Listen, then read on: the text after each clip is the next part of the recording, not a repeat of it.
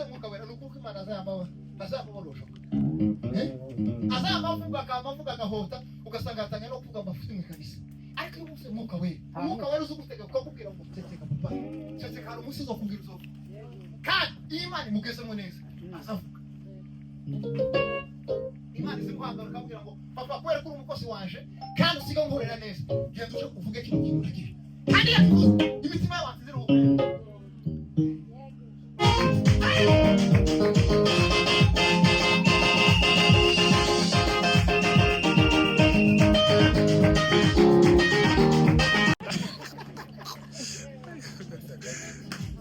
uyu ni umuntu w'iwacu kurya iyo ugiye ahantu ugasanga hari abantu b'iwacu ni ukuri hari izindi mbaraga uzawiye kubera ko ibyo ugiye kuvuga baba bazi yuko ari ukuri n'iwanyu uzi ubikora Nyarwa iwacu sinigeze asimba Nyarwa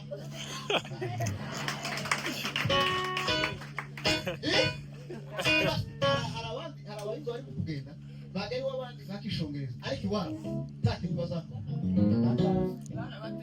jewe iwacu Nyarwa ngarabizi n'umundi mugura muzomura nyine kiteka turabashita ariko nimugoroba turagaruka iriya muri office z'abana niyo tugarukira sema haleluya umukobwa we Nyakiyobe Imana imumugisha nuriya wundi murumuna ese Nyabikindi ari hehe yawo mubwira se nimugoroba na papa wanyu mumuza Imana ibamugisha mwinshi cyane ndashimira abayumva b'amatakungu n'abanga tuzo n'abandi bose tuziranye n'uyu mugore azaza iriya bwa Imana ibamugisha n'uyu mugabo wambaye amarinete uyu ni umugore wawe nuko banyura komeye Imana ibamugisha mwinshi cyane ndashimira Paul Imana ibamugisha n'inshuti yaje yabakunze Imana ibamugisha mwinshi cyane soliste turahuye nabo hari ndavuga ngo uzukubwira waje ubwire pasiteri ngo hano hari abashuti bawe ugiye kubacuranga kandi pasiteri tiyanga twama dusigara tuvuga Imana bamwemerere azi papa Imana ibamugisha mwinshi cyane twabihanye agaciro cyane kandi dusohoka turavugana amen aho ndashimira abandi tuziranye Nyabeza Imana ibamugisha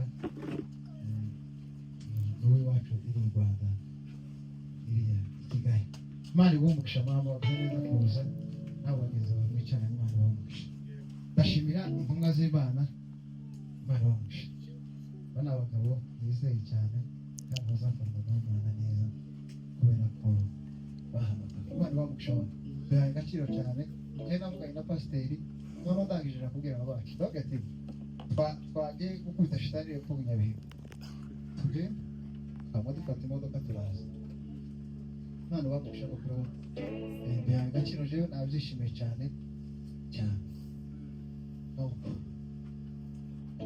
tugiye kuganisha ku cy'Imana umuntu nasize Imana ibamugisha kugira ngo bataza kuvuga ngo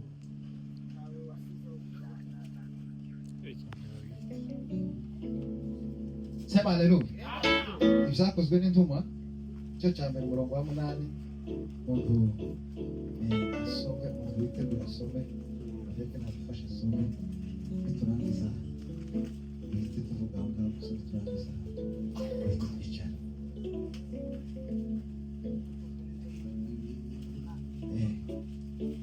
cya mbere umurongo wa 8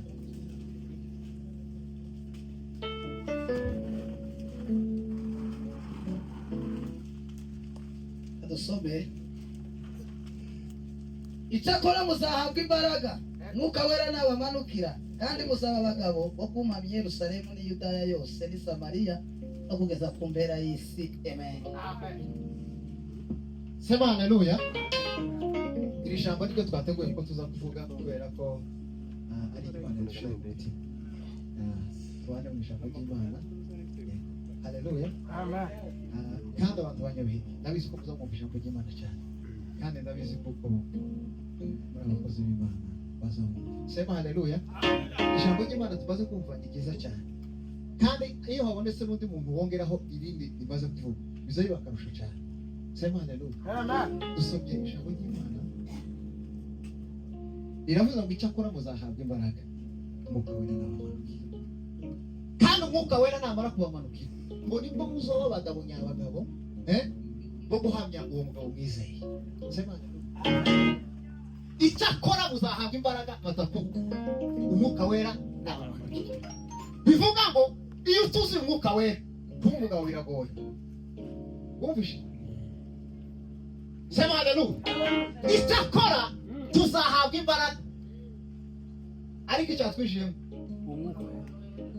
Bivuga ko iyo udafite umwuka wera tumutwara akantu gahari. Ambaraga. Sema haleluya. Ambaraga zaziboneka kubera kuko hatarimo umwuka wera.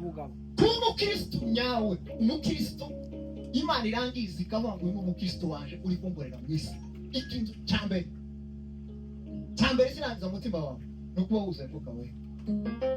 Kandi udafite umwuka wera nicyo gizura n'ibibazo byose bigenda bikugutaho bikagukura mu rugo w'Imana uri. Ariko ifite umwuka wera ntabwo azakwemera gukora ibintu byose. Sema haleluya. Haleluya. Ngo nibwo muzaba abagabo nyabagabo, nibwo tuzoba abagabo nyabagabo bo guhagarara tukamuvugira. Sema nibwo tuzoba abagabo kugira ngo batakuka bo kwivugira kubera ko twuzuye ko umwuka wera. Sema haleluya. Sema haleluya. Kwibwanga ariko kubera umutekano ndahise.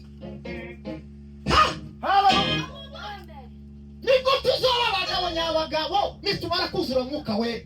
Umwuka wera namara kugera mu mitima yacu, umwuka wera akaganza muri twe, nicyo gihe tuzohagarara tukavuga ibintu uziwe neza. Nubona utuzuye umwuka wera uzomenya ko ibintu uz'Imana uzobikora nabi, ariko umunsi umwuka wera azagira icumbi mu mutima wawe uzomenya ko uzomukorera kandi bizogira gute bizomenya. Sema haleluya. Kandi ngo niko tuzaba abagabo nyabagabo. Abagabo nyabagabo. Ako umwuka wera ni mwiza. Umwuka wera ni mwiza. Ngo niko tuzaba abagabo nyabagabo. Bivuga ko matokeo umuntu wese uri muri uno materaniro mwe murawuzuye, ariko umuntu uzi ko atawufite umenye yuko nuko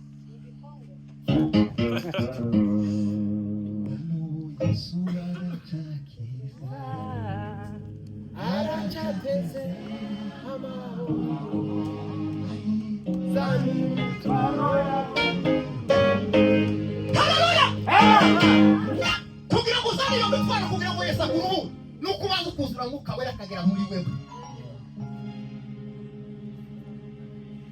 Ntabwo ushobora kuza imbere y'Imana utuzuye umwuka wera urimo ayandi mapepo akuzuyemo cyangwa ufite ibindi bintu byuzuye mu mutima wawe. Nta kuntu Yesu yokwakira imitwaro yawe azi ko utazorara mu nzu saa 10 n'umuba witegura gahunda zawe.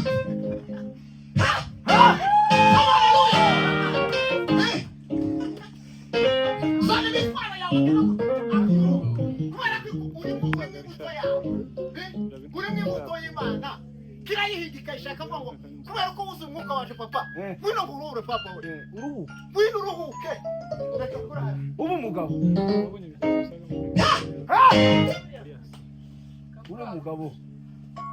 ureke ko umugore. Sema haleluya. Twese kugira ngo abantu baje kujya kuri tugaruka amateraniro kugira ngo tununga tutatura mu muntu wuzuye umwuka wera n'indangiza n'amanicara kubera kuko ntabwo twaje muri toroshe. Sema haleluya. Haleluya haleluya. Sema haleluya haleluya. Haleluya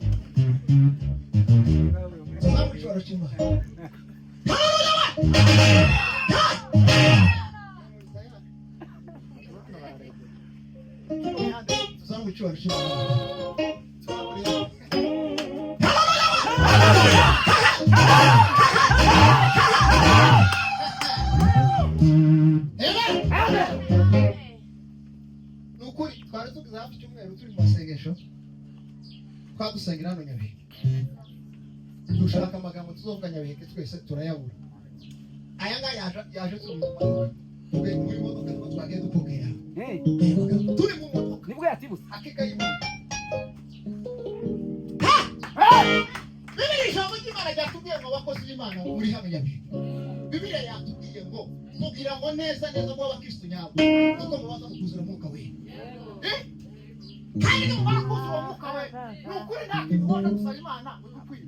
Kubera ko icyambere si umukozi wayo isaka bishoboye cyangwa tukira kureba bikamenya ko kwenda urarizwe kiturashaka mu ijuru muraza no ntabwo ari muri Amerika gusa ijuru hari abantu benshi bazi yuko tuzoje gusa muri Amerika tuzoje tuzasasha mu ijuru sema rero cyane kiza kiranga umuntu uze Mwuka Wera bazayirinde azayirinda nicyo cyambere number 1 nta kindi kintu nakimwe uze Mwuka Wera azakora ibishoboka byose akirinda kugira ngo adacafuza wa Mwuka mu mutima wiwe yaho Imana yamubize ngo Mwuka Wera iri mu mutima wiwe akavuga ngo icyakora ningora andi bafite uyu Mwuka dawangiriza akavuga ngo reka nyihishe nyirinda nindangiza kwirinda kugira ngo Mwuka Wera afite utaza kugira ngo utaza guca umuntu uze Mwuka Wera kuzakora akajambe azaragura umuntu uze Mwuka Wera azaciceka azaya amatuza akambasa nkaho nta kintu na kimwe azi ari buri munsi Imana izimugendera ikamubwira amabanga yayo yamara sema haleluya azaceceka akamubudikira ukamurangiza mu kazi kugira ngo ndari kandi ari mu ikarisa ariko gusa abizi ibintu by'Imana ariko umuntu tuze Mwuka Wera nuko Imana azamuborosha azamavuga agahota ugasanga atanya no kuvuga amafuti mu ikarisa ariko iyo uvuze Mwuka Wera Mwuka Wera uzugutega ukakubwira ngo ceceka papa ceceka hari umusi zo kubwira uzo kandi Imana imugezemo neza azavuga Imana izimuhangara akambwira ngo papa kwera kuri umukozi wanje kandi usiga nkorera neza genda uje uvuge kino kintu nagiye kandi yavuze imitima y'abantu ziruhuka umuntu uvuze Mwuka Wera iyo avuze ijambo rimwe akaringira abakristo imitima y'abantu ziruhuka ariko umuntu uvuze Mwuka Wera iyo avuze nicyo gihe usanga abantu babakomereka mu mitima akaveka amategeko mu materani uzumenya ko umuntu atuze Mwuka Wera ariko umuntu uri mu Imana azaceceka agategereza igihe Imana igira ngo imubwirira kugira ngo avuge arimo Mwuka Wera ni uwo Mwuka Wera gusa utegeka kugira ngo papa vuga kino kintu kandi ukamubwira ngo mvuge kino kintu uri wakibonye ceceka kino kintu wakuze mu materani karisa igasambuka ariko kubera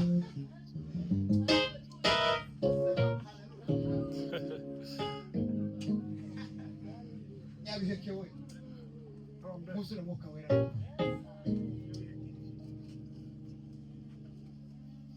cyangwa kiranga umuntu uvuze Mwuka Wera bazaca bugufi azahura n'umuntu wese basi azahura n'umuntu wese nuko yo bamuruta akamabona uyu muntu aramuruta kubera gusa ikintu kimurimo kiza kimushera kikimwereka hanze kikamubwira ngo uyu muntu nuko umuruta ugomba kumubaha ugaca bugufi akamenya kuko harimo imbuto y'Imana azayitonda fast akitonda agahura n'umuntu wese yamureba kubera gusa imbuto muri umuntu wenyine akamwibwira kandi nta muntu wamwibwira akamureba gusa kubera haleluya imbuto y'Imana imurimo niyo ituma yitwara kuri hano ahura n'abantu bose waba wakayera mu muhanda bahura n'abantu bakuru tubamenye ugasuzugura abasaza bangana gutya ugafata microphone ugatangira kubwira abasaza ibintu bibi uzumenya ko nta Mwuka w'Imana urimo ibyo uzotanga erega na Bibiliya yaravuze ngo niba ushaka kuramuza ugira uzubaha ababyeyi bawe tugira ngo ababyeyi niba baragusa bakuzaye aho umubyeyi wawe origin kuko uriya wakuzaye mu mubiri yarakuzaye gusiga hano ku isi azogwerekeza aza kujana mu ijuru jewe yarapfuye none se nsigaranye nta papa nta mama nta sokuru nta kaka nta data bukwe nsigaranye amaboko wenyine naje we ariko nanje turahuje ukuvume naje sigaranye amaboko naje nyuma none se iyo za kureba kuri papa sinzi yo papa nimba papa yaragiye nimba yaragiye mu ijuru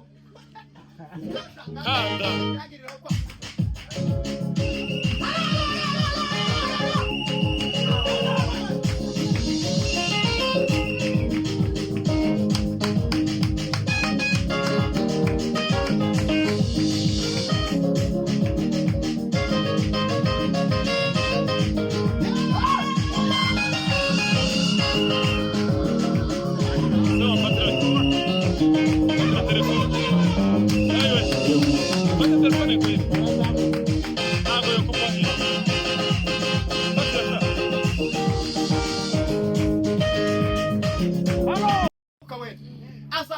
neza neza gukunda mugenzi wawe ntabwo utunga umwuka wera w'Imana ngo namara kwemera ngo wange mugenzi wawe Imana yakwemera woca he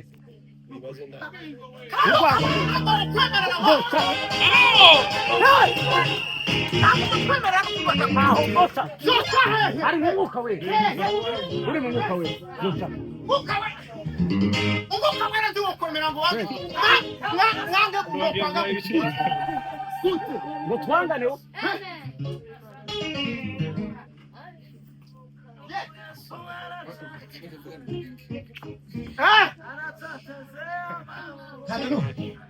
Pastor na mahoro cyangwa amasaha yake